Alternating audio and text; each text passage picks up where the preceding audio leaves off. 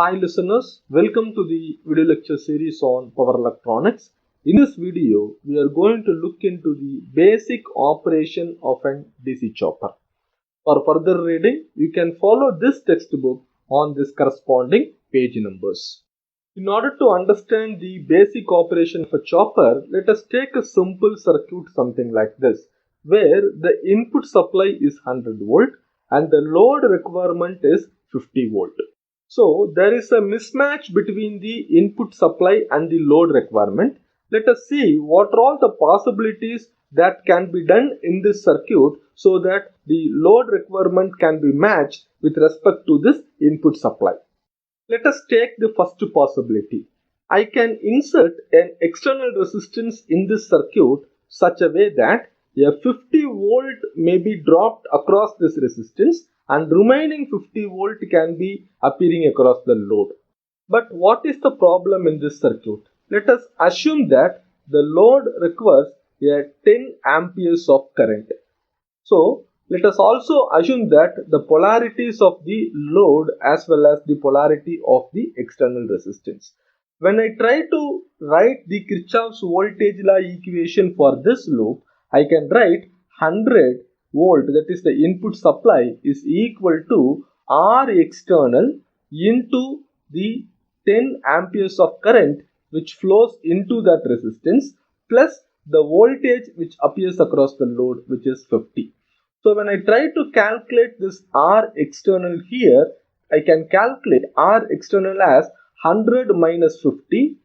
100 minus 50 will be 50 divided by this 10, which is approximately equal to 5 ohms of resistance. So if I insert a 5 ohm resistance here, definitely 50 volt will be dropped across this resistance and remaining 50 volt will be appearing across this load. But what is the problem in this? So let us try to understand this. If I insert a resistance in the circuit, definitely resistance is an heat dissipating element. So there will be some amount of losses which happens at this resistance. Let us try to calculate that losses. Losses in the case of resistance can be calculated as I square R, which is equal to, in this case, I is the current which is flowing through the resistance, which is equal to 10 amperes. So 10 square into R, resistance what we have calculated is 5. So 10 square is 100 into 5, which is approximately 500 watts of power is wasted in this resistance when I use an external resistance to get a voltage of 50 volts across my load.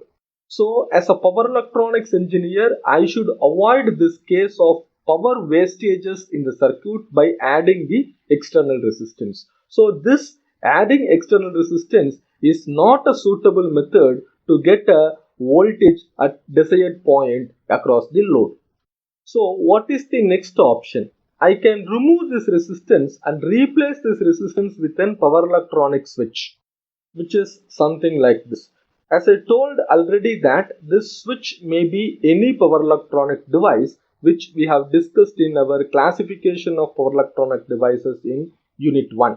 So this switch, yes, if it is an SCR, then I need some sort of a external circuitry in order to turn off this switch SCR.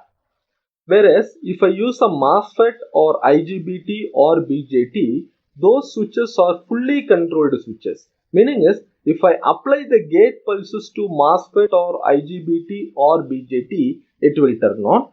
If I remove that gate pulse, then the switch will automatically turn off. So let us assume that the switch S is turned on by applying the gate pulse. Once I apply the gate pulse, it turns on. So 100 volt will be appearing across the load. If I turn off the switch by removing the gate pulse in the case of MOSFET or IGBT, then automatically the switch will turn off. So 0 volt will be appearing across the load. So let us assume that I am going to make this switch turn on for a duration called as T on, and I am going to make this switch turn off for a duration called as T off. So let us assume that I am going to apply the gate pulse to the switch S and make it to turn on, and this duration is what I call it as T on. So once I apply the gate pulse to it, this switch will turn on. Once it is turned on, I will get a 100 volt appearing across my load. This is 100 volt, the input voltage. At this point, I remove the gate pulse. Once I remove the gate pulse, gate voltage also will come to 0, and I'm going to make the switch in off condition for some duration, and this duration is what I call it as T off. This duration is what I call it as T off. So during this duration, the voltage across the load also will be equal to 0. Again, after T off, again I turn on the switch by applying the gate pulse. Once I apply the gate pulse and it turns on, again 100 volt will be appearing across the load. So this is going to continue for infinite number of cycles as I require. So 100 volt, either it appears across the load once it is turned on, or 0 volt appears across the load when the switch S is in off condition. So this is what one of the important basic operation of a chopper. If you look at this duration is turn on and this duration is turn off, and this is supposed to be my input supply Vin, which is equal to 100 volt in this case. Now let us try to calculate the average voltage of this output voltage. We know the expression for average output voltage is given by area under the curve divided by its time period.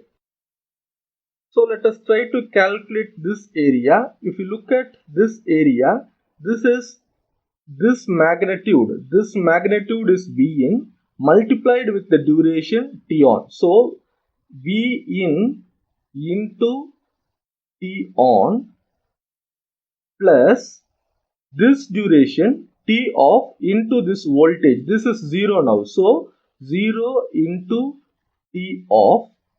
This is the area under this curve. If you look at the time period, this is the instant from which this point, again the same waveform is going to repeat it. So T on plus T off is the time period of the entire waveform. So let us try to put this in the denominator, T on plus T off. So this is the time period of the entire waveform. So if I try to simplify this expression, I will get Vin into T on divided by T on plus T off. So this is the expression for average output voltage of this particular chopper.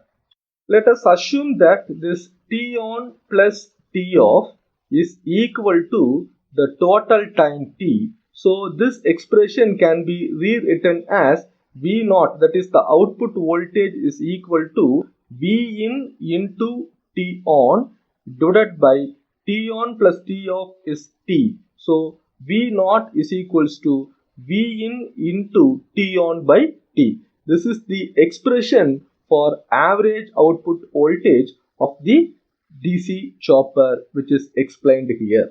Let me rewrite this expression here for simple simplification. So V naught is equals to Vin into T on divided by T. So this T on divided by T is called as duty cycle, and it can be written as V out is equals to V in into D, where this D is called as duty cycle and it is written as T on by T. Now if I assume that my duty cycle is 0.5, then I can substitute here V in is 100 volt as of my case is concerned here, into 0.5 will give me 50 volts, which is the voltage which is required at the load side. So V naught can be varied by varying this duty cycle. This duty cycle, if it is varied, the output voltage can be varied. The limits of duty cycle D is from 0 to 1. The limits of the duty cycle will vary from 0 to 1 because duty cycle is T on by T. T is T on plus T off. So denominator is always more than the numerator. So denominator is, since denominator is more than numerator always, the maximum value of duty cycle is equal to 1. So this is the very important expression which needs to be analyzed very clearly. So let us assume that D is equal to 0. If D is equal to 0, V naught is equal to 0. If D is equal to 1, V naught is equal to V in. So at any point of time, V naught cannot be more than V in, but if D is reduced, if D is equal to 0.5, then V naught will be equal to V in by 2. So at any point of time for any value of D, V naught is always less than V in. So this type of chopper is called as buck chopper or step down chopper. The other name of this type of chopper is called as step down chopper. So this is the important understanding from this expression. So this is what all about the basic operation of an step down chopper. But still there is a problem in this circuit. This circuit as it is displayed here cannot be used for any practical application. So what modifications has to be done in this circuit so that it can be used for practical application? Let us see that in our next video. Thank you for your patience listening. Thank you.